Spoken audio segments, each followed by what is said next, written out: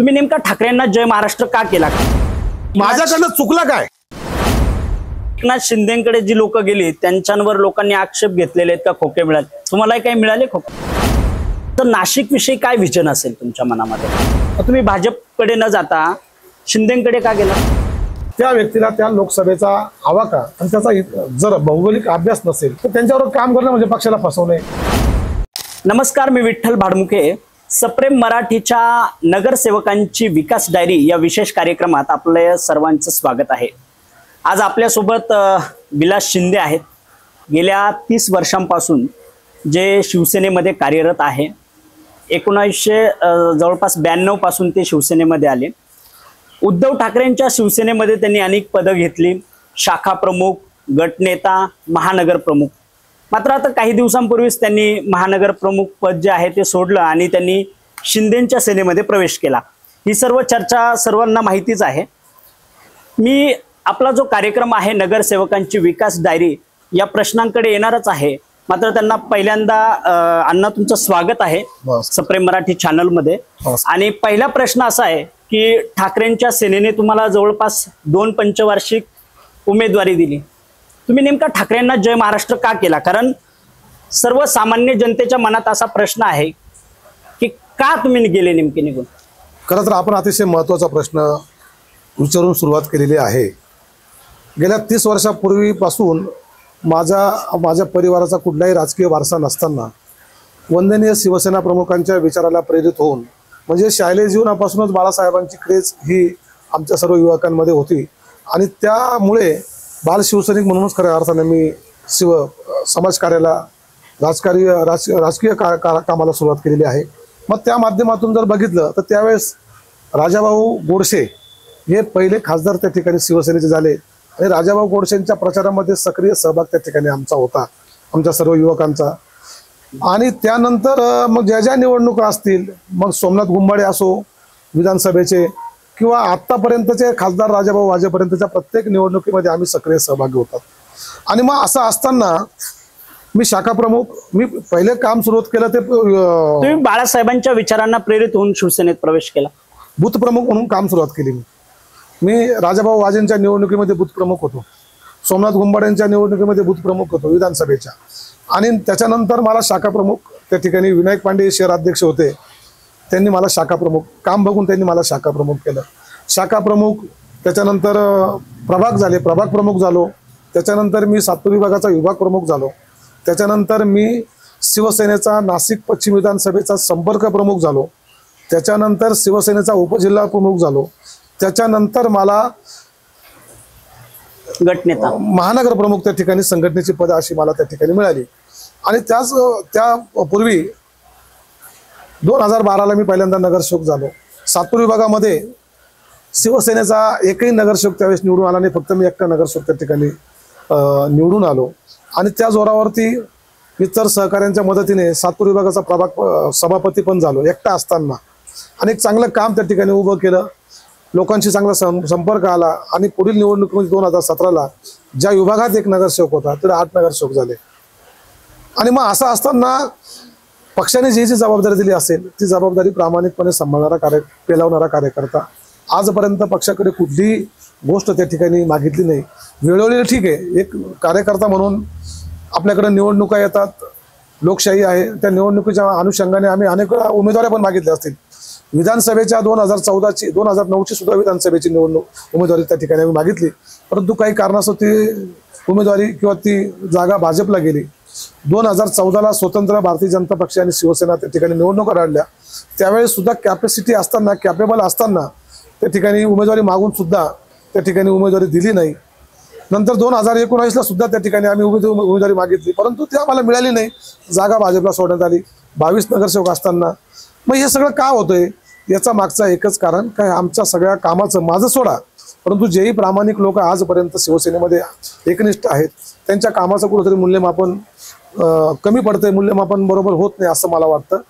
शिवसेना जी फुटली, आपण जो प्रश्न विचारला तुम्ही एकनाथ शिंदेच्या शिवसेनेत गेले का, शिवसेना आत्ता 3.5 वर्षापूर्वी त्या ठिकाणी शिवसेना 2 शिवसेना झालेल्या आणि एकनाथ शिंदे साहेब हे बाहेर पडले. ठाकरेंची सेना आणि शिंदेची सेना. आपण जर बघितलं तर 3.5 वर्ष आम्ही 8ही नगरसेवक आतापर्यंत ठाकरेंच्या शिवसेनेमध्ये होतो. आमचे सर्व पदाधिकारी शिवसेनेमध्ये होतो आणि त्यांच्याच जोरावरती आम्ही ही जी काही लोकसभा राजाभाऊ वाजे ज्यांना आम्ही निवडून आणलं, मीच नाही पण आमच्यासारखे अशा असंख्य शिवसैनिक आहेत जे पक्षाशी प्रामाणिक आहेत. आणि राजाभाऊचा स्वभाव मी महानगर प्रमुख असताना माझ्या नेतृत्वाखाली ती निवडणूक आम्ही संपूर्ण निवडणुकीची प्रक्रिया राबवली आणि त्या ठिकाणी ती निवडणुकीला आम्हाला यश मिळालं. कुठली आर्थिक ताकद नसताना, कुठली मदत नसताना, पक्षाचे 2 पक्ष झाले असताना सुद्धा त्या ठिकाणी राजाभाऊला आम्ही निवडून आणलं. मग असं असताना राजाभाऊ वाजेंसारख्या त्यांच्या विजयानंतर जे काही संघटनेमध्ये फेरबदल झाले, जिथं मला अपेक्षा होती की माझ्या कामाचं मूल्यमापन होईल आणि माझ्यासारख्या कार्यकर्त्याला कुठंतरी जर काही फेरबदल होत आहे जिल्हा प्रमुखाची संधी मिळेल, परंतु तसं न होता आपण जर बघितलं की जी व्यक्ती लोकसभेच्या निवडणुकीमध्ये शेवटचे 4-5 दिवस आले, हे सुधाकर बडगुरे यांनी सुद्धा सांगितलेले आहे आपल्याला, शेवटचे 4-5 दिवस असताना ते सहभागी झाले, विजय दिसत असताना उमेदवाराचा, आणि आमच्यापेक्षा ज्युनियर असताना अशा लोकांना डायरेक्ट जिल्हा प्रमुख देत आहेत. त्यांच्यासोबत एक नगरसेवक नाही, त्यांच्या प्रभागातला पदाधिकारीच त्यांच्यासोबत नाही. अशा माणसांना जर त्या ठिकाणी जिल्हा प्रमुख करत असेल, आणि आम्ही स्थानिक लोक आहोत, तुम्ही लक्षात घ्या, आणि स्थानिक असताना आमचे सगळे पदाधिकारी लोकप्रतिनिधी आमच्याबरोबर आहे. मग आम्हाला पण कोणतरी विचारतं ना की तुम्ही सक्षम असताना, तुम्ही त्या पदाचे दावेदार असताना तुम्हाला का डावलण्यात येते? आमच्यावरती कुठेतरी संशयाची सुई आमचेच लोक त्या ठिकाणी. पण ही तुम्ही तुमची खंत बोलून दाखवतायत. लोक म्हणतात की खोके मिळाले. खरं तर एकनाथ शिंदेकडे जी लोक गेली त्यांच्यावर लोकांनी आक्षेप घेतलेले आहेत का खोके मिळाले? तुम्हाला काही मिळाले खोके? हे बघा, 2 पक्ष फुटल्यानंतर 2 निवडणुका झाल्या, एक लोकसभेची आणि विधानसभेची. राहिला विषय खोक्यांचा. माझा हाच गैरसमज होता की जे लोक गेले ते पक्ष पैसे देऊनच किंवा पैसे घेऊनच गेले की काय. परंतु ज्यावेळेस आपण जवळ जातो त्यावेळेस ती परिस्थिती कळते की आज जर आपण बघितलं तर एकनाथ शिंदे साहेब त्यांच्यावरती 40 लोकांनी विश्वास टाकला, आमदारांनी 12-13 खासदार गेले. आज जर आपण त्याच्या बदल्यात बघितलं तर लोकांना विकास पाहिजे, लोकांना कामं पाहिजे. तुम्ही कुठल्या लोक ज्यावेळेस तुम्हाला निवडून देतात, मतदार तुम्हाला निवडून देतो, तर त्यांच्या अनेक अपेक्षा आपल्याकडनं असतात. त्या अपेक्षा आपल्या वेळेत पूर्ण झाल्या पाहिजे. ते पूर्ण होत असताना त्यांना त्या ठिकाणी सत्तेत असल्याशिवाय त्या कामं होऊ शकत नाही. हे आत्ता आम्ही बघितलेले आमचे अनुभव सांगतो. आणि जर तसंच असतं, आम्ही अनेक लोकांच्या त्या ठिकाणी विरोधामध्ये आमचे जे खासदार गेले होते, आमचे मंत्री दादाभाऊ गेले होते भुसे, हेमंत गोडसे गेले होते, आम्ही सुद्धा त्यांच्यावरती आरोप केले. परंतु तसं नाही आहे. ज्या लोकांनी निवडून दिले त्या लोकांचे कामं करणं आणि दिलेल्या वेळेमध्ये कामं करणं हे त्या लोकप्रतिनिधीचं कर्तव्य असतं. आणि मग त्यावेळेस कामाचं मूल्यमापन होत नसल्या कारण जे माझी खंत मी सांगितलेली का आमच्या पक्षामध्ये जिथं होतो तिथे कामाचं मूल्यमापन होत नाही. आणि कामाचं मूल्यमापन झालं असतं तर आज विलास शिंदे तुम्हाला त्या ठिकाणी जिल्हा प्रमुख दिसते. मग तुम्ही मूल्यमापन जर होत नसेल, आपल्या कामाचं तिथं जर कोणी दखलच घेत नसेल आणि मागच्या लोकांना जर तुम्ही पुढे मोठमोठे पद द्याल, ठीक आहे द्या, त्याबद्दल आमचं काही म्हणणं नाही.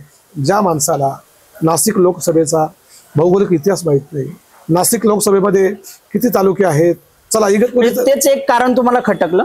तेच मी स्वाभिमानी कार्यकर्ता आहे. पक्ष फुटला 3.5 वर्ष झाले पण मी गेलो नाही. माझ्या नंतरचा माणूस मी कॅपेबल असताना, माझी ती त्या ठिकाणी वर्णी लागायची मला अपेक्षा असताना तुम्ही माझ्याकडनं चुकलं काय? माझ्याकडनं काय चुकलं की मी त्या पदावर जाऊ शकलो नाही? मला याचं उत्तर द्यावं.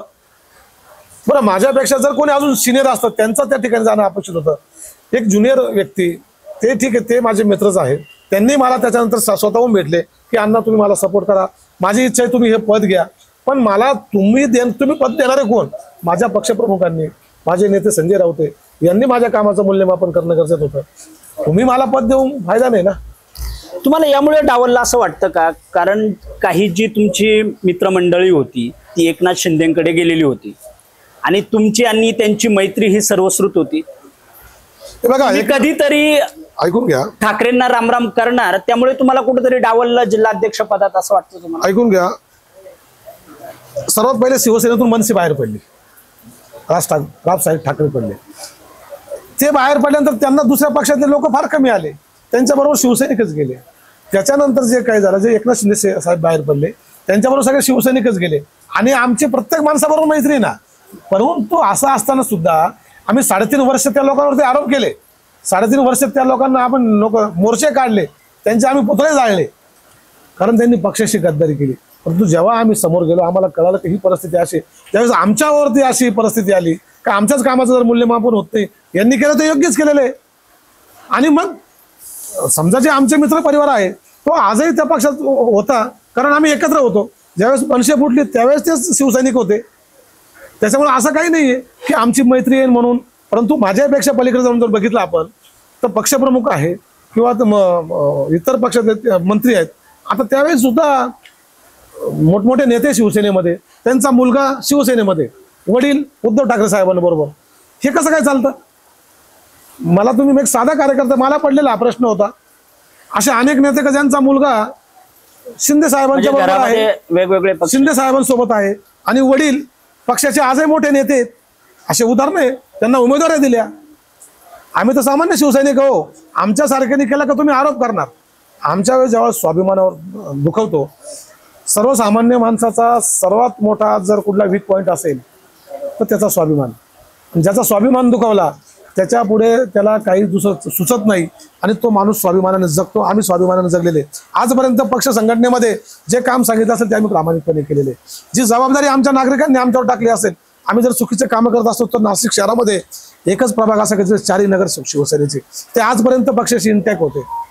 परंतु जर एवढं करून सुद्धा जर पक्षाला आमची त्या ठिकाणी किंमत कळत नसेल, आमच्यासारख्या माझ्यासारखे असे महाराष्ट्रामध्ये तुम्हाला अनेक भेटतील का जे आज एक बाजूला पडलेले आणि आजही तीच परिस्थिती आहे. जे कानात येऊन बोलतात त्यांना तुम्ही पदं देतात आणि जे निष्ठावान आहे, जीवाचं रान करतात, रिझल्ट देतात, पक्षाशी एकनिष्ठ राहतात. पक्ष म्हणजे आपल्यासाठी सर्वस्व पाळणारे लोक आहे. आमच्या फार आम्ही शेतकरी कुटुंबातले लोक आहे आणि शेतकरी कुटुंबातला माणूस गद्दारी कधीच करू शकत नाही. तो आपल्या मातीशी करू शकत नाही, आपल्या कुटुंबाशी करू शकत नाही, जिथं काम करतो त्याच्याशी करू शकत नाही. तर तुम्ही विकासाचा मुद्दा घेतला. विकासाचा मुद्दा, केंद्रात भाजपचं सरकार आहे, सांगतो तुम्हाला, राज्यामध्ये भाजपचा मुख्यमंत्री आहे. तुम्ही भाजपकडे न जाता शिंदेकडे का गेलात? मुळात मी बाळासाहेबांना मानणारा शिवसैनिक आहे. माझा राजकीय जन्म शिवसेनेमध्ये झालेला आहे. राजकीय जन्म शिवसेनेत झाला. 30 वर्ष या पक्षासोबत काम केलेले. या पक्षामधला प्रत्येक नेता, प्रत्येक माणूस मी त्यांना ओळखतो, ते मला ओळखतात, एवढी आमची ओळख आहे. आणि एकमेकाचा कामाचा स्वभाव, एकमेकाचा स्वभाव एकमेकाला परिचित आहे. आलं का लक्षात? आणि मग मी दुसऱ्या पक्षात गेला असं तुम्ही आरोप करणं गरजेचे होते. ज्या पक्षाला आम्ही नावं ठेवले, आम्ही रस्त्यावरती उतरलो, त्या पक्षाला उच्च न्यायालयाने मान्यता दिली. त्या पक्षाला उच्च न्यायालयाने, गट नाही येतो पक्ष, 40 आमदार बाहेर पडले. 40 आमदार, एक मिनिट, माझा प्रश्न पूर्ण करतो, माझं उत्तर पूर्ण करतो. 40 आमदार पक्ष सोडून गट म्हणून बाहेर पडले, जनतेच्या दरबारात गेले, न्यायालयात गेले, न्यायालयाने त्याला मान्यता दिली पक्षाला. सर्वात मोठं न्यायालय म्हणजे जनता जनार्दन आहे. जनतेच्या न्यायालयात गेले, 40चे 60 खासदार आमदार होऊन आले. मग आता मूळ पक्ष कोणचा? तर शिवसेना. मी शिवसेनेमध्ये माझ्याच घरात गेलो, माझ्याच पक्षात गेलोय ना, मी दुसऱ्या पक्षात नाही गेलो ना. पण लोकांचं मत आहे की जिथं बाळासाहेबांचे विचार आहे. नाशिक मधून जेव्हा आंदोलनं झाली तेव्हा विलास शिंदे एकनाथ शिंदेच्या विरोधात बोलणारे पहिले व्यक्ती होते. हो ना, आमचा गैरसमज होता ना तो. पण जेव्हा आमचा गैरसमज, आमचा भ्रमनिराश केव्हा झाला, लोकसभेच्या निवडणुकीनंतर आम्ही रिझल्ट देऊन आम्हाला न विचारता, तुम्ही आम्हाला प्रमुख समजता, आम्हाला पक्षाचे एकनिष्ठ समजता, कट्टर समजता, पण तुम्ही आम्ही चुकी काय केली अशी का तुम्ही आम्हाला डावलून दुसऱ्या माणसाला पद दिले? आमचा विचाराचा अधिकार आहे ना, देणं न देणं तुमचा प्रश्न आहे. आम्हाला कधी तुम्ही उमेदवार देऊ शकले नाही. आजपर्यंत या ठिकाणी जिथं भाजपचे आमदार निवडून येतात, ज्यावेळेस ही जागा 22 नगरसेवक असताना तुम्ही जर सोडून घेतली असती, शिवसेनेचे 22 नगरसेवक होते, आम्ही सगळे जीव तोडून सांगत होतो की ही जागा शिवसेनेला सोडा, ती जागा तुम्ही सोडू शकली नाही. याचा अर्थ तुमच्याकडे कामाचं मूल्यमापन नाही. जिथं मूल्यमापन नसेल तिथं काम करणं मला असं वाटतं त्या पक्षाला फसवणं आहे आणि आपल्या स्वतःला फसवणं आहे. मी माझ्या स्वतःची फसवणूक करून घेऊ शकत नाही. डी.जी. सूर्यवंशी शिवसैनिक आहे, त्यांना जिल्हा प्रमुख दिला, माझं दुमत काही नाही. पण ज्या व्यक्तीला, जो व्यक्ती मला म्हणतो का माझ्याकडनं होत नाही, तुम्ही करू घ्या, तुम्ही व्हा, पक्षप्रमुखांनी दिलेलं किंवा मला त्यांचं घेणं योग्य आहे का? त्यांच्याबरोबर काम करणं म्हणजे पक्षाची फसवणूक तुम्ही कंत तुमची मांडली होती का वरती? 100%. मी सन्माननीय राऊत साहेब, संजयजी राऊत साहेब यांची भेट घेतली, त्यांना या सगळ्या गोष्टी निदर्शनास आणून दिल्या, त्यांनाही त्या गोष्टी पटल्या. परंतु वेळ निघून गेली होती. ते मला म्हणे मी नाशिकला येतो, नाशिकला नंतर आपण यातून चर्चा करू, त्याच्यावरती मार्ग काढू. म्हणलं साहेब, पदासाठी भुकेलेला हा कार्यकर्ता नाही, परंतु ज्या व्यक्तीला आपण पद दिलंय त्या व्यक्तीला त्या लोकसभेचा आवाका आणि त्याचा जर भौगोलिक अभ्यास नसेल तर त्यांच्यावर काम करणं म्हणजे पक्षाला फसवणे. मी त्या जिल्हा प्रमुखाला एकही शब्द आजपर्यंत चुकीचं बोललो नाही, कारण आम्ही पण मित्रच आहे ना, आम्ही सोबत कामच केलेलं आहे ना. आणि ते स्वतः मला बोलले सूर्यवंशी की तुम्ही व्हा. मग मला त्यांनी कॅपेबल नव्हते, ते मला स्वतः बोललेले अनेक वेळा की तुम्ही व्हा. मी सांगतो पक्षाला, अरे पण मी जर माझ्या पक्षात काम करत असताना, सिनियर असताना तुम्ही माझी शिफारस का करताय? माझ्या पक्षप्रमुखाला ज्यांच्यासाठी मी जीवाचं रान करतोय पक्षवाढीसाठी, त्यांच्याकडनं माझ्या अपेक्षा होता, माझा स्वाभिमान दुखावला ना, म्हणून मी पक्ष हा निर्णय घेतला. आणि राहिला विषय खोके बिकायचा, तर ते सगळं मला तरी वाटतं आम्हाला असंच सत्यता आहे का, वाटतं का म्हणजे असं असं काही नाही करतोय हे बघा, लोकांच्या मन. आता बघा म्हणजे एकनाथ शिंदेबरोबर गेलेल्या लोकांना अनेक वेळा लोक दिवसतात खोके खोके घेतले म्हणून. दुसरं काहीच नाही बोलायला, दुसरं कारण काहीच नाही बोलायला. आपली चूक स्वतः कधीच कोणी सांगत नाही. आपल्याकडे कामाचं मूल्यमापन होत नाहीये. तुम्ही एक लक्षात घ्या, काँग्रेस बरोबर आपण गेलेलो आहे. आपण आपल्या चुका लपवण्यासाठी किंवा आपलं काही जे निर्णय चुकलेले ते लपवण्यासाठी दुसऱ्यावर आरोप करायला काही नाही. आरोप कोणावरही करू शकतं. आम्ही केले ना, 3.5 वर्ष आम्ही केले, पण खरी परिस्थिती आम्हाला जेव्हा कळाली ती वेगळीच आहे. हे लोक जे जनतेने निवडून दिलेले आणि आज राजाभाऊ निवडून आलेले लोकांनी दिले, आम्ही त्यांच्यासाठी काम केलेले, पण आज राजाभाऊ सत्तेत नसल्यामुळे त्यांची काम, ज्यांनी जे लोकांना शब्द दिले असतील, काम करायची पद्धत असेल, प्रशासक ऐकत नाही ना. प्रशासन जे काम पूर्ण करू शकत नाही, कारण त्या ठिकाणी काम करत असताना लोकांच्या अपेक्षा वाढलेल्या आहे. साहजिकच आहे, गरजेचं आहे. लोकांना अपेक्षा ठेवणं काही चुकीचं नाही. लोकप्रतिनिधींकडनं अपेक्षा ठेवल्याच पाहिजे, पण तो लोकप्रतिनिधी काम करत असताना त्याचं प्रशासन ऐकतंय का? प्रशासन का ऐकत नाही? का तो सत्तेत नाही? त्यांना दिलेला निधी 5 करोड रुपये, त्याचं तर त्यांना 5 वर्षभर काम करायचंय. लोकसभेला 5 करोड रुपये तुम्ही कुठं पुरवणार आहे? जिल्हा नियोजनचे पैसे तुम्ही कुठं किती पैसे भेटणार आहे तुम्हाला? त्याच्यावर तुम्ही काय कामं करू शकणार आहे? काय निधी तुम्हाला भेटणार आहे? आज महापालिकेचे प्रभाग एवढे मोठे झालेले, या प्रभागांमध्ये एवढ्या असुविधा आहेत, एवढ्या असुविधा करायला जर पैसे पुरू शकत नाही, तर 5 करोड रुपये खासदारला कुठं फुटणार आहे? आता आपल्या आणि मग जर तसं असतं, खोके घेऊनच निवडून दिले असतं किंवा पक्ष फुटला असता, तर 60 आमदार परत निवडून आले असते का? लोकांना काम लागतं. लोक मतदार हा सुज्ञ. आता सोशल मीडियाचा जमाना आहे. कोणी किती काही तुम्ही आरोप केले, यांनी किती आरोप केले, परंतु जर ज्याचं काम त्याच्या भागात चांगलं असेल, लोकांच्या वेळेकाळाला धावणारा माणूस असेल, तर त्यांना माहिती का आपला माणूस कसा आहे, आपण कुठल्या माणसाला मत देतोय. मतदार राजा हा विचारपूर्वक मत देणारा आहे, असं माझा अनुभव आहे. आणि त्याच्यामुळं लोकांनी किती आरोप आम्ही केले त्यावेळेस केले, तिकडे असताना खोके 50 खोके, तरी पण त्याच्यामधले 2-3 लोक जर सोडले तर सगळे निवडून त्याच्यापेक्षा जास्त निवडून आलेले. कारण लोकांना एकनाथ शिंदे साहेबांनी जे काम केलेले, जे काम करताय, आणि 2.5 वर्ष पक्ष फुटल्यानंतर जे काम केलं, लोकांना अपेक्षितलं काम केलं आणि लोकांचा विश्वास त्या ठिकाणी संपादन झाला, आणि म्हणून 60 आमदार त्या ठिकाणी निवडून आलेले. आपल्या प्रभागाच्या प्रश्नांकडे येतो.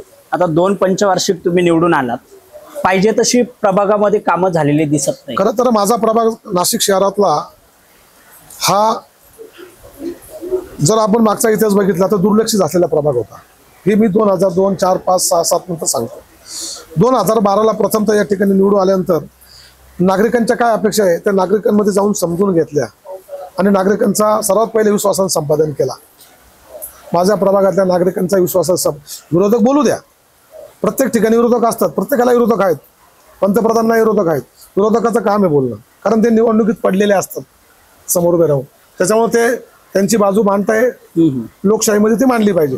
परंतु नागरिकांचा विश्वास संपादन करून नागरिकांना अपेक्षा असलेलं काम काय आहे हे समजून घेऊन कामाला सुरुवात केली. 2012ला एकटा होतो. सर्वात पहिले मुद्दा मांडला की ह्या ठिकाणी नागरिकांनी सांगितलं का रस्ता रुंदीकरण झालं पाहिजे. अख्ख्या शहरातले रस्ते रुंदीकरण झाले, गंगापूर रस्ता रुंदीकरण बाकी होता. आणि मग असं असताना, रस्ता रुंदीकरण होत असताना, सत्ता नसताना, त्यावेळेस मनसेची सत्ता या नाशिक महानगरपालिकेमध्ये होती. आणि मग त्यावेळेस त्याचा पाठपुरावा करून सर्वात पहिले काम जर कुठलं केलं असेल तर गंगापूर रस्ता रुंदीकरणासाठी 44 करोड रुपये मंजूर केले. ते पैसे मंजूर केल्यानंतर अनेक अडचणी आल्या, वृक्षप्रेमी संघटना आल्या, वृक्षांचे काही कोर्टाचे काही आदेश आले आणि रस्त्याच्या मधोमध त्याने वृक्ष हे काढू नये अशा काही त्या ठिकाणी अशा गोष्टींना सामोरे जावं लागलं. परंतु नागरिकांना सोबत घेऊन, नागरिकांच्या बळावरती त्या ठिकाणी आंदोलने केली, साखळी आंदोलने केली आणि कोर्टाच्या माननीय न्यायालयाच्या निदर्शनास आणून दिलं आणि त्या ऑर्डर मिळवल्या आणि रस्ता रुंदीकरण केला. अजूनही काही थोडेफार झाडं बोट्यावर मोजणारी झाडं रस्त्यावरती आहे, त्याच्यामुळे अनेक अपघात होत आहे. ते भविष्याच्या काळामध्ये आमचं एक मोठं स्वप्न आहे की उरलेला रस्ता रुंदीकरण करणं आणि थेट गंगापूर गावापर्यंत दुभाजक टाकणं. एक बाजूचा रस्ता रुंदीकरण अजून बाकी आहे, ते 44 करोड रुपयाचं काम आपण करू शकलो. त्यामुळे रहदारी सुरळीत झाली, अपघाताचं प्रमाण कमी झालं. साहजिकच आहे, अपघाताचं प्रमाण कमी होऊन त्याच्यामध्ये निष्पाप जे बळी गेले यापूर्वी ते प्रमाण कमी झालं. या परिसराचा विकास होत सुटला आणि शहरामधले आणि शहराच्या बाहेरचे आणि इतर शहरामधले अनेक नागरिक गंगापूर रोड रस्त्याला रहिवाशी राहण्यासाठी जावं अशी पसंती करायला लागले. मग प्रश्न पडले इंटरनल रस्ते. मग प्रत्येक या प्रभागातले आपण जवळजवळ 90 ते 95% रस्ते हे इंटरनल रोड आपण त्या ठिकाणी करू शकलो. मग त्या ठिकाणी काही भागात आपण कॉन्क्रिटीकरण केलेलं असेल, काही भागात आपण डांबरीकरण केलं असेल, काही ठिकाणी आपण खडीकरण केलेलं असेल, काही ठिकाणी आपण अजून प्रस्तावित रस्ते पकडले असतील, जे काही बाकी आहेत ते आपण पकडलेले. पण दुर्दैवाने असं झालं की प्रशासक आलं. 3.5 वर्षापासून नाशिक महापालिकेमध्ये प्रशासक आहे. त्याचबरोबर आपण मागील काळामध्ये या भागातील नागरिकांच्या मागणीनुसार आपण 9 जॉगिंग ट्रॅक करू शकलो प्रभागामध्ये. त्याची देखभाल नागरिक चांगल्या पद्धती त्यांची देखभाल नागरिक करतायत, त्या भागातले त्याचे मंडळ करतायत, म्हणून ते चांगले. आपण जवळजवळ 6 त्या ठिकाणी सभागृह करू शकलो, जिथं भागामध्ये त्या परिसरामध्ये सार्वजनिक कार्यक्रम त्या ठिकाणी करू शकतात. असे 6 आपण सभागृह करू शकलो. गंगापूर गावात राजवाड्यामध्ये स्टँडवरती आम्ही केलेलं आहे. त्या ठिकाणी सार्वजनिक कार्यक्रम जागाच नव्हत्या लोकांकडे. गंगापूर गावामध्ये एक भाजी मार्केटचा प्रश्न होता. त्या ठिकाणी आपण भव्य असं भाजी मार्केट, त्या ठिकाणी 26 गाळे, 85 भाजीपाल्याचे ओटे आणि एक त्याच्यावरती 1000 लोकांचा कॅपॅसिटीचा एक सार्वजनिक हॉल, जेणेकरून सुख दुःखाचे काही कार्यक्रम असतील ते मोफत लोकांना त्या ठिकाणी घेता येईल. आनंदोलीचा आपण एक शॉपिंग मॉल होता, शॉपिंग कॉम्प्लेक्स होतं, ते पूर्ण केलं. आनंदोली गावामध्ये एक स्लम होता, बजरंगनगर, शिवनगर. त्या ठिकाणी 85 घरं असे कुटुंब असे होते का जे ज्यांना महापालिकेने माझ्या अगोदर सदनिका त्या ठिकाणी मंजूर झाल्या, जागा खाली करून घेतली, पण त्यांना घरकुल दिले नाही. कारण जी खाली केलेली जागा आहे ती खाली झाल्यानंतर MIDCने ती ताब्यात घेतली आणि कंपाऊंड करून घेतली. आपण त्याच्यासाठी पाठपुरावा केला, भांडलो, कोर्टात गेलो आणि तो भूखंड MIDCकडून महापालिकेला विकत घ्यायला लावला आणि तिथे 85 घरकुलं बांधले. ते आज ते गुन्ह्या गोळून ते लोक त्या ठिकाणी राहत आहेत. यानंतर या उलट जाऊन आपण या भागामधल्या नागरिक वाढ आणि सर्वात झपाट्याने वाढ, ज्या मूलभूत सुविधा आपण देत गेलो, पाण्याचा प्रश्न उद्भवत होते. आपण 2-2-3 जलकुंभ नवीन या भागामध्ये आणू शकलो. त्याच्यातले 2 जलकुंभाचा आता पाणी वितरण व्यवस्था त्या ठिकाणी सुरू झालेली आहे. एक जलकुंभाचं काम सुरू आहे, त्याच्यातनं पाणी पुरवठा सुरू होईल, पाण्याचा प्रश्न संपेल. त्याच्यानंतर आपण या भागामधले जे काही नैसर्गिक नाले होते, जे MIDCकडनं येणारे नाले होते, जे थेट गोदावरी नदीला जात होते, वेळोवेळी सभागृहामध्ये आपण याच्यावरती प्रश्न उपस्थित केले, लक्षवेधी दिल्या आणि हे नाले बंदिस्त, सुप्रीम कोर्टाचा आदेश होता का नैसर्गिक नाले बंदिस्त करता येणार नाही. मग त्याच्यावरती प्रक्रिया करण्यासाठी काय करावं लागेल? STP साठी नाशिक शहरामधला सर्वात नाही महाराष्ट्रामधला पहिला STP प्लांट असा आहे गंगापूर येथे 35 करोड रुपयाचा, की तो त्याचा STP मधून जे प्रक्रिया होऊन पाणी नदीला जाईल ते अतिशय स्वच्छ पाणी राहील. आणि असा पहिला प्रयोग या ठिकाणी झाला आणि ते प्रदूषण आपण 90% त्या ठिकाणी कमी करू शकलो. आजही काही लिकेजेस आहेत, ते 10% हे नदी पात्राला जात आहे, त्याचा आपण पाठपुरावा सुद्धा करतो आहे. या पलीकडे जाऊन वाढता परिसर, स्कूल आल्या, एज्युकेशन हब्स आले, इकडे मोठमोठ्या स्कूल आल्या, त्या स्कूल, रहदारी याचा आपण सिग्नल व्हावे. नागरिकांची मागणी यायला लागली, सिग्नलसाठी आपण पाठपुरावा केला. मग आपण पहिला सिग्नल त्या ठिकाणी जयन सर्कलला आपण त्या ठिकाणी तो सर्कल मोडून, म्हणजे मोठा सर्कल होता तो कमी करून त्या ठिकाणी सिग्नल केला. पाईपलाईन रोडला सिग्नल केला, बारदान फाट्याला सिग्नल केला. याच्यानंतर अजून त्या ठिकाणी नागरी वस्ती वाढायला लागली आणि प्रत्येकाला असं वाटलं का गंगापूर रोड स्वप्न झालं लोकांचं, एक घर गंगापूर रोडला असावं. आणि मग इथं काय पाहिजे, दरवर्षी आम्ही वृक्षारोपण करतोय, मोठमोठे गार्डन आम्ही डेव्हलप केलेले आहेत. परंतु या 3.5 वर्षामध्ये जरा त्याच्याकडे दुर्लक्ष झालेले. या काळात म्हणजे त्रास झाला तुम्हाला प्रशासक असल्यामुळे, प्रभागातले जे काही प्रश्न असतील लोकांशी तुम्ही जर एक बघितलं तर आमच्या प्रभागातले नागरिक हे सुज्ञ आहेत. हे डायरेक्ट संपर्क साधतात, मोबाईलद्वारे असेल, मेसेजद्वारे असेल, व्हॉट्सअपद्वारे असेल, ट्विटरद्वारे असेल, हे संपर्क साधतात. त्यांना अपेक्षित असलेलं काम त्या ठिकाणी आम्ही त्याची दखल घेतो. तात्काळ ते काम झालं का त्याच्यानंतर त्यांचा रिप्लाय पण येतो की धन्यवाद, काम झालं. हा संपर्क असणं गरजेचं आहे. आणि जर तुमचा नागरिकांशी संपर्क थेट असेल तर मला वाटत नाही की कुठल्या अडी अडचणी त्या ठिकाणी राहतील. परंतु काय झाले, याच्यामुळे आपण अजून एक चांगला अनुभव आला. जर आपण या शहरातला जर परिस्थिती बघितली तर गुन्हेगाराची संख्या वाढते. परंतु आमच्या गंगार पोलीस स्टेशनच्या हद्दीमध्ये जर आपण बघितलं तर सर्वात जास्त क्राईम रेट सर्वात कमी आहे. याचं कारण इथला पोलीस प्रशासन, मनपा प्रशासन, इथले नागरिक यांचा समन्वय. नागरिकांनी कुठलंही काम असू द्या, आम्ही जर आमच्यापर्यंत जर आला तर आम्ही ते पोलीस प्रशासनाला सांगितलं तर ते तात्काळ त्याची दखल घेतात आणि होणारी गुन्हेगारी टळते, होणारे वादविवाद टळतात आणि होणारा काही गंभीर स्वरूपाचे गुन्हे असतात ते टळतात. याला कारण समन्वय, नागरिक, प्रशासन आणि लोकप्रतिनिधी याच्यामध्ये असलेला समन्वय आणि एकदम ॲक्टिव्ह नागरिक. ज्या प्रभागाचं मी नेतृत्व करते, मी फार गर्वाने सांगेल, अभिमानाने सांगेल की आमच्या प्रभागातले नागरिक हे ॲक्टिव्ह नागरिक आहेत. त्यांना जी गोष्ट खटकली ते निर्भीडपणे सांगतात, सांगू शकले नाही ते मेसेज करतात. परंतु असं होत नाही, असा एकही प्रश्न नागरिक आम्हाला सांगत नाही, असं कधी होत नाही.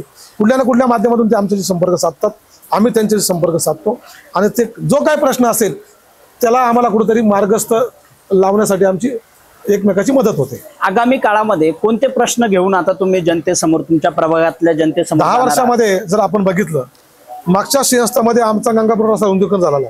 मागच्या सिंहस्थामध्ये ह्या प्रभागाची लोकसंख्या बघा आणि आत्ताची लोकसंख्या बघा.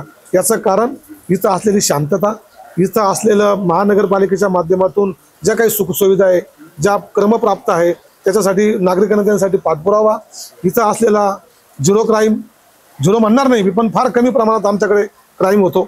या भागामध्ये रस्ते रुंदीकरण आहे, रस्त्यांचे बरेच कामं मार्गी लावायचे आहेत. रस्त्यांचे प्रश्न 3.5 वर्षामध्ये नाशिक महानगरपालिकेचा प्रशासक त्या ठिकाणी, मला माहितीप्रमाणे 15 मार्च 2022ला नाशिक महानगरपालिकेला प्रशासक म्हणून त्या ठिकाणी प्रशासक लोकप्रतिनिधी गेले आणि प्रशासक लागला.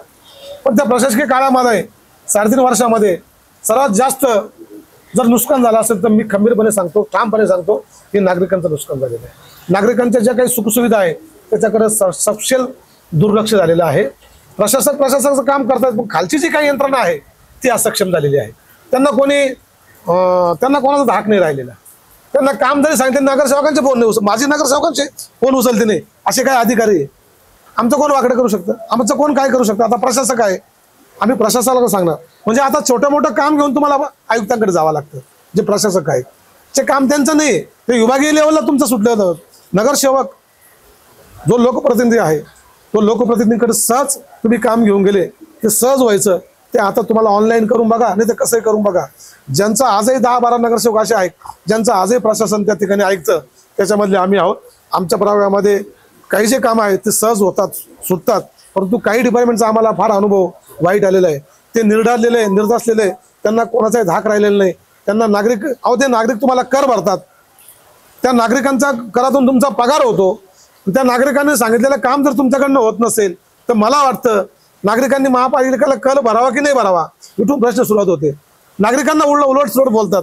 जे तुमचे करदाते आहेत, ज्याच्या करावरती महापालिका चालते, त्याच्यावर तुमचा पगार होतो, त्या करदात्याला तुम्ही एकरी भाषेत बोलतात, त्यांचे तुम्ही कामं ऐकत नाही, फोन उचलत नाही. मग त्यांनी जायचं कोणाकडे?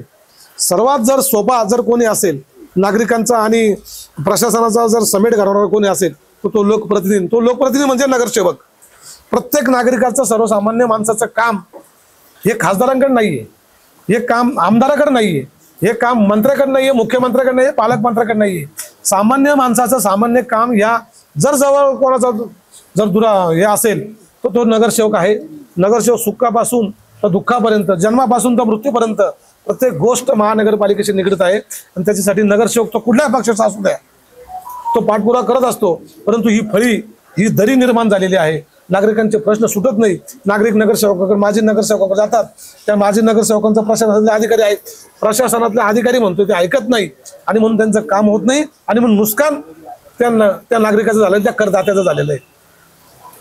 आणि मग ते पाण्याचे प्रश्न असू द्या, रस्त्याचे असू द्या, साफसफाईचे असू द्या, आरोग्याचे असू द्या, ड्रेनेजचे असू द्या, कुठले असू द्या, अहो मेंटेनन्स सुद्धा होत नाहीये.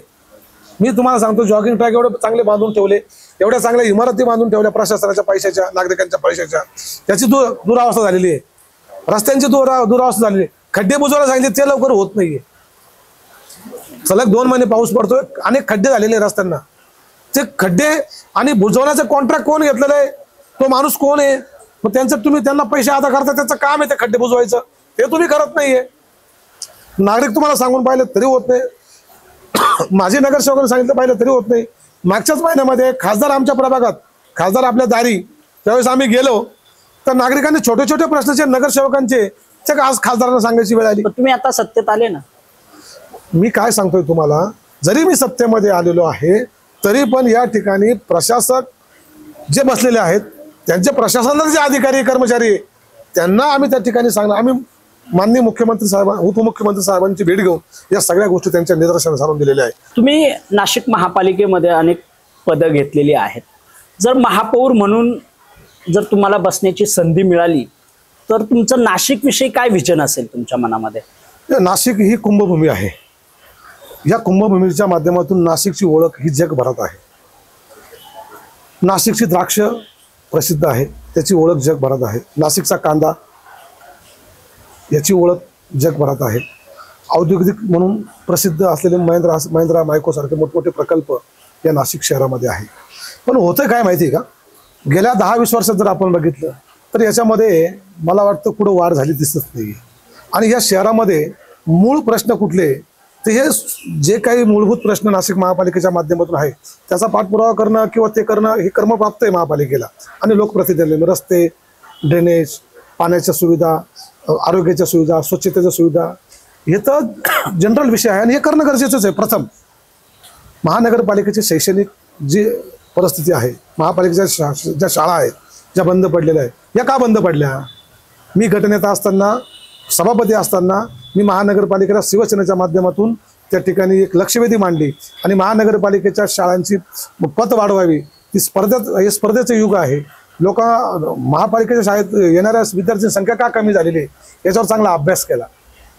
जे काही प्रायव्हेट एज्युकेशन हब्स आहेत, ज्या काही मोठमोठ्या संस्था आहेत, तिथं दिले जाणारं शिक्षण आणि इथं दिलं जाणारं शिक्षण, याच्यात काय फरक आहे? फरक काहीच नाही. फरक एवढाच आहे, नाशिक महानगरपालिकेने आम्ही सांगितलं शाळेचे जे काही मुलांना गणवेश असतील, शूज असतील, हे 2-2 द्या, दिले महापालिकेने, द्यायला भाग पाडलं. महापालिकेचे शाळेत दप्तर, ई क्लासेस हे सुरू करायला लावले, हे सुरू झाले. त्या ठिकाणी कॉम्प्युटर मुलांना द्या, ते झालं. आता सेमी इंग्लिश ते सुरू झालं. म्हणजे ही एखादी पद केव्हा वाढते, प्रत केव्हा वाढते, कामाचा दर्जा केव्हा वाढतो शिक्षणाचा, ज्यावेळेस आपण ज्यांच्या स्पर्धेमध्ये टिकायचं असेल त्या गोष्टी आपण पुरवल्या. आणि महापालिकेने ते फंड्स त्याचे राखीव ना, त्यातून ते फंड्स इतरत्र वापरत होते, ते आता महापालिकेला आम्ही द्यायला लागले. ही सिंहस्थ भूमी आहे, कुंभभूमी आहे. दरवर्षी या ठिकाणी सिंहस्थ कुंभमेळा भरतो. त्या सिंहस्थ दर 12 वर्षांनी दर 12 वर्षांनी या ठिकाणी सिंहस्थ कुंभमेळा भरतो आणि त्या माध्यमातून केंद्रातून, राज्यातून आपल्याला चांगला निधी येतो. त्याच्या माध्यमातून या शहराचा आपण चांगल्या पद्धतीने डेव्हलपमेंट होतो. पण डेव्हलपमेंट कुठं होतात? रस्ते, रिंग रोड गरजेचंच आहे, मूलभूत गरजा गरजेचं आहे. पण या पलीकडे जाऊन अजून आपल्याला काय गरजेचं आहे, तर ह्या शहरामध्ये जो युवक तयार होतोय, प्रत्येक आई वडील माझ्यापासून किंवा तुमच्यापासून प्रत्येकाला ही खंत आहे का ज्या शाळेत मी शिकलोय त्याच्यापेक्षा चांगल्या शाळेत माझा मुलगा टाकला पाहिजे, त्याला चांगलं शिक्षण दिलं पाहिजे. ज्या अपेक्षा मी पूर्ण करू शकत नाही, त्या अपेक्षा माझ्याकडनं झाल्या नाही, ती माझ्या मुलाकडनं पूर्ण करायचं स्वप्न हे माझं नाही, प्रत्येक बापाचं, प्रत्येक वडिलांचं, प्रत्येक पालकांचं आहे. आणि ते का नको ठेवायला, ते ठेवलंच पाहिजे. पण त्याकरता ह्या शहरामध्ये जे काही सर्व पक्षीय लोकप्रतिनिधी आहेत त्यांनी एकत्र येऊन ह्या शहराचा विकास कुठं होईल तर तो रिकाम्या हाताला काम देणं गरजेचं आहे. असे अनेक युवक आहे ज्यांच्याकडे कॅलिबर आहे, जे चांगलं शिकले, परिस्थिती जरी नाजूक असेल पण त्यांनी शिक्षण घेतलं, पण त्यांच्या हाताला काम त्या ठिकाणी त्यांना अपेक्षा, त्यांच्या हाताला मिळेल असं काम त्या ठिकाणी त्यांना मिळालं नाही. ते परदेशात जात आहे, दुसऱ्या देशात जात आहे, दुसऱ्या राज्यात जात आहे, दुसऱ्या जिल्ह्यात जात आहे. का बरं जात आहे? त्यांना जर आपण इथे उपलब्ध करून दिले, 20 वर्षामध्ये 15 वर्षामध्ये एकही मोठा प्रोजेक्ट या ठिकाणी येऊ शकला नाही. मी पण त्याच्यामध्ये, मी जर राजकारणामध्ये असेल, घोषणा होत आहे त्याची अंमलबजावणी व्हायला कुठेतरी कमी पडते, पाठपुरावा व्हायला कुठेतरी कमी पडतोय. हे का होतंय हे आपण सुधारलं पाहिजे. आयटी हबचा प्रश्न केला, अनेक आयटी हब आहेत, असे 2-3 कारखान्यांचं आपण जे सांगितलं, रेल्वेचा कारखाना होता. लोकांना अपेक्षा, एखादी जर मला एखाद्याने निवडून दिलेले आणि मी काही घोषणा केलेली आहे माझ्या प्रभागाच्या बाबतीत, तर नागरिकांना त्या अपेक्षा असतात. ह्या माणसाने हे सांगितले, नागरिक मतदार त्याच्यावर विश्वास ठेवतात. परंतु ते का पुरं त्याचा पाठपुरावा व्हायला कुठं कमी पडतोय का? हा सर्वात मोठा प्रश्न या ठिकाणी जे काही शेतकऱ्यांच्या बाबतीमध्ये आहे, शेतकऱ्यांचे जे काही उत्पादन आहे त्याला निर्यात व्यवस्थित झाली पाहिजे. दुसरी गोष्ट, या ठिकाणी सातपूर आंबड MIDC आहे, सिन्नर MIDC आहे, दिंडोरी MIDC आहे, आजूबाजूच्या काही ज्या MIDC आहे याच्यामध्ये वाढ झाली पाहिजे. त्याच्यामध्ये मोठमोठे प्रोजेक्ट आले पाहिजे जे इतरत्र राज्यात जात आहेत ते इथं आले पाहिजे. इथल्या मुलांना इथं जागेच काम मिळायला पाहिजे. जर त्यांना काम मिळालं तर मी तुम्हाला ठामपणे सांगतो, रिकाम्या हाताला जेव्हा काम मिळेल तर ही गुन्हेगारी जी काही वाढते याच्यामध्ये तुम्हाला फार कमी प्रमाण दिसेल. जरी असंच राहिलं, आज मुलांना काय हो, आपण त्या अवस्थेतून गेलेलो आहे. शिक्षण झालेलं आहे, लोक विचारताय मुलांचे लग्न होत नाहीये. शिक्षण आहे, लग्न होत नाही, कमी जागा आहे, शेती कमी आहे म्हणून मुलांचे लग्न होत नाही, म्हणून ते फ्रस्ट्रेट झालेले. आणि मग माणूस अशा कुठेतरी वेगळ्या मार्गाला जातो आणि त्याच्यातून नको त्या गोष्टी होतात आणि त्यामुळे त्या कुटुंबाला त्या सगळ्या गोष्टी ज्या अपेक्षा ठेवल्या त्या भंग होतात. कारण त्या माणसाला, त्या व्यक्तीला, त्या युवकाला त्याचं आता फ्युचर काढायचंय, त्याला आपण अपेक्षित असलेलं काम देऊ शकत नाही. ती जबाबदारी कोणाची? ती जबाबदारी मी सांगतो, ती जबाबदारी ह्या राजकीय जे काही नेते आहेत, माझ्यासारखे, आमच्यासारखे अनेक लोकप्रतिनिधींची, ही जबाबदारी त्यांची आहे. या शहराचा विकास नागरिक, लोकप्रतिनिधी आणि प्रशासन, म्हणजे ते पोलीस प्रशासन असू द्या, मनपा असू द्या, PWD असू द्या, जिल्हा परिषद असू द्या, पंचायत समिती असू द्या, या सगळ्यांचा समन्वय जेव्हा होईल तेव्हा अपेक्षित असलेला नाशिक शहर, नाशिक जिल्हा हा आपला विकासाकडे जाईल. इतर जिल्ह्यांच्या बाबतीत तुलनेमध्ये जर आपण बघितलं तर आज जर आपण सगळ्या गोष्टी असताना इथं तीर्थक्षेत्र मोठमोठे, त्याचा विकास थांबलेला आहे. त्र्यंबकेश्वर आहे, 12 ज्योतिर्लिंगापैकी एक महत्वाचे, जगभरातून नागरिक येतात. कुंभमेळ्याला जगभरातून नागरिक येतात. सप्तशृंगी गड आहे. माझ्या प्रभागामध्ये 3 धार्मिक स्थळ आहे मोठमोठे. बालाजी मंदिर आहे, नवशा गणपती आहे, सोमेश्वर मंदिर आहे, धबधबा आहे. याचा विकास काय करू शकले मनपा प्रशासन? मनपा म्हणते आम्ही ते करू शकत नाही, त्यांना केंद्राच्या राज्याच्या भरोश्यावरती राहावं लागतं. परंतु ह्या सगळ्या गोष्टी जर आपण डेव्हलपमेंट जर करायचं ठरला तर रिकामा जो ज्या शिक्षणाच्या पात्रतेनुसार त्याला जर त्याचं काम मिळत गेलं. आज अनेक लोक, युवक असे जे चहाच्या गाड्या लावून व्यवसाय करतात, कारण त्यांना पर्याय नाहीये. अनेक युवक असे खूप शिकलेले, इंजिनियर झालेले मुलं 8 आणि 10 हजार रुपयावर, 12,000 रुपयावर काम करताय. त्यांच्या आईवडिलांचं काय स्वप्न असेल? त्यांना इंजिनियर केलंय, माझा मुलगा इंजिनियर झाला, पण त्याला काम कुठे? नाशिक महानगरपालिकेचंच उदाहरण सांगतो. नाशिक महानगरपालिकेच्या जर आपण आज 20 वर्षापूर्वीची जर आपण लोकसंख्या बघितली आणि आजची लोकसंख्या बघितली तर याच्यामध्ये 4 पटीने वाढ झालेली आहे. बरोबर. परंतु नाशिक महानगरपालिकेच्या माध्यमातून ज्या काही नागरिकांना सुखसुविधा किंवा जे मनुष्यबळ पाहिजे, कामगार बळ पाहिजे, ते महापालिकेत कमी झालेले, वाढलेलं नाहीये. त्यावेळेस जर 8,000, 10,000, 12,000 कर्मचारी असतील तर आज माझ्या माहितीप्रमाणे 5,500 कर्मचारी, अधिकारी वगैरे सगळे पकडले तर 4,500 कर्मचारी. 4,500 कर्मचाऱ्यांवर तुम्ही एवढा मोठा ताण देणार आहे का? मग तुम्ही भरती का करू शकत नाही? पण तुम्ही कंत्राटी कामगार देताय.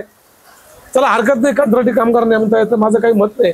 परंतु कंत्राटी कामगार नेमत असताना त्यांना काय अपेक्षा आहे तुम्ही ते बघताय का?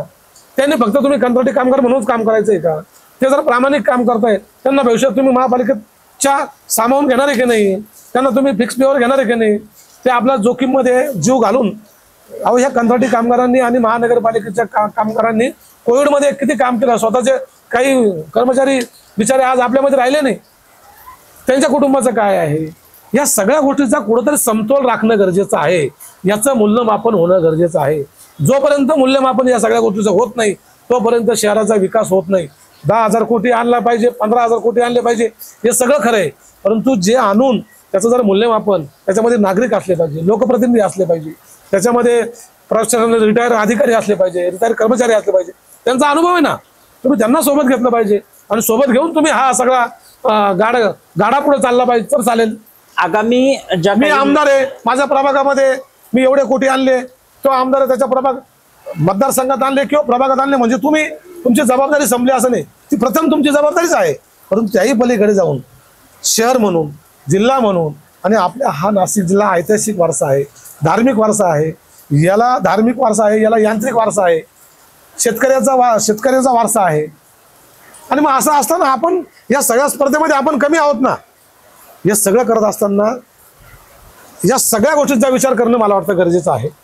आणि तरच एक कॉमन मॅनचं जे स्वप्न आहे, सर्वसामान्य माणसाचं किंवा आमच्यासारख्या माणसाचं एक स्वप्न आहे, नाशिक शहर कसं असायला हवं, नाशिक शहरामध्ये काय असायला हवं, याची ओळख ही जगात आहे, परंतु अजून मोठ्या प्रमाणात कशी वाढेल याच्याकरता आपल्याला काय करता येईल, या सगळ्या गोष्टी करणं अपेक्षित असं मला वाटतं. आगामी काळात ज्या काही निवडणुका येतील, काही सूचना आल्या तुम्हाला? आपण युतीत लढणार आहात की स्वतंत्र लढणार आहात? हे बघा, 2017ला ज्या निवडणुका झाल्या त्या शिवसेना आणि भाजप स्वतंत्र लढले, बरोबर आहे. आता त्याच्यानंतर शिवसेना आणि भाजप ही केंद्रात एकत्र लढली 19ला, 24ला लढले, राज्यात एकत्र निवडणुका झालेल्या आहेत. आता राहिला विषय जिल्हा परिषद आणि ज्या काही स्थानिक स्वराज्य संस्था ज्या आहेत त्यांच्या निवडणुका आहे. शिवसेना ही त्यांचं काम करते, प्रत्येक ठिकाणी त्यांचा उमेदवार आहे, भाजपचे आहेच, इतर पक्ष जे आहेत त्यांचे पण आहेत, परंतु वरिष्ठ काय निर्णय घेतात, वरिष्ठ लेवलला तो निर्णय होईल, त्या निर्णयाचं पालन करणं, त्यांचा आदेश पाळणं आणि त्यावर निवडणुका लढणं असं माझ्यासारख्या शिवसैनिकाला वाटतं. परंतु याही पलीकडे जाऊन नागरिकांना, मतदारांना काय अपेक्षित आहे, त्यांना अपेक्षित आहे का युती हवी का, युतीमध्ये निवडणुका लढल्या पाहिजे का, आणि युतीमध्ये लढलो तर त्याचा इफेक्ट कसे येतील, त्याचा रिझल्ट लगेच तुमच्या डोळ्यासमोर दिसेल. नाही लढलो तर मताचं विभाजन होईल, त्याचे रिझल्ट तुमच्या डोळ्यासमोर लगेच पत्रकार म्हणून तुम्ही आज एवढं किंवा एक कॉमन मॅन म्हणून या शहरातल्या नागरिकांना लगेच कळतात. त्याचा फायदा युतीमध्ये नाही लढलो त्याचा फायदा कोणाला होणार आहे, कुठल्या पक्षाला होणार आहे, तो वरिष्ठ लेवलचा निर्णय आहे. वरिष्ठ लेवलचा निर्णय घेत असताना ते घेतील. दोन्ही पक्षाच्या पदाधिकाऱ्यांचा, लोकप्रतिनिधींचा, माजी नगरसेवकांचा विचार होईल. नागरिकांना काय अपेक्षित आहे, युती हवी की युतीच्या बाहेर निवडणुका लढाव्या, त्यांचाही विचार होईल आणि मग हा निर्णय होईल. निर्णय झाल्यानंतर निर्णयाचं पालन करणं आमच्यासारख्या कार्यकर्त्याचं काम आहे. शेवटचा प्रश्न विचारतो. विधानसभा निवडणुकीमध्ये तुम्हीही नाशिक पश्चिम मधून इच्छुक होतात किंवा चर्चा होती तुमच्याही नावाची किंवा तुम्हालाही उमेदवारी मिळावी, तेव्हा शिवसेनेमध्ये सुधाकर बडगुजर यांना उमेदवारी दिली. म्हणजे तुम्हाला वाटतं का नाशिक पश्चिम हा जो मतदारसंघ आहे हा शिवसेनेसाठी पोषक आहे, मात्र बडगुजर यांना काही चांगली अशी मतं पडलेली नाही, तुम्हाला काय वाटतं, तुम्ही काय वेगळं करू शकता त्यामध्ये? काय झालं, 2019ला मी निवडणूक लढलो अपक्ष. त्यावेळेस आम्ही पक्षप्रमुखांकडून सगळ्यांनी मागणी केली की हा मतदारसंघामध्ये 44 नगरसेवक आहेत टोटल, त्यापैकी 24 नगरसेवक शिवसेनेचे आहे. वारंवार या ठिकाणी नाशिक महापालिकेत जेवढे नगरसेवक शिवसेनेचे जोडून येतात त्यामध्ये सर्वाधिक जास्त नगरसेवक पश्चिम विधानसभा मतदारसंघातून शिवसेनेचे निवडून येतात. याच्यावरती ह्या मतदारसंघावरती शिवसेनेचा अधिकार आहे. शिवसेनेला हा मतदारसंघ आपण युतीमध्ये सोडून घ्या, परंतु तेव्हा त्यांनी कामाचं मूल्यमापन केलं नसेल किंवा काय नसेल किंवा युतीचा त्यांचा काय धर्म पाळला असेल, ती जागा त्यांनी सोडली नाही. त्याच्यानंतर मी अपक्ष निवडणूक लढली. त्याआधी 2014ला सुद्धा बडगुजर स्वतः निवडणूक लढले, त्यावेळेस त्यांना 35,000 मतं होते.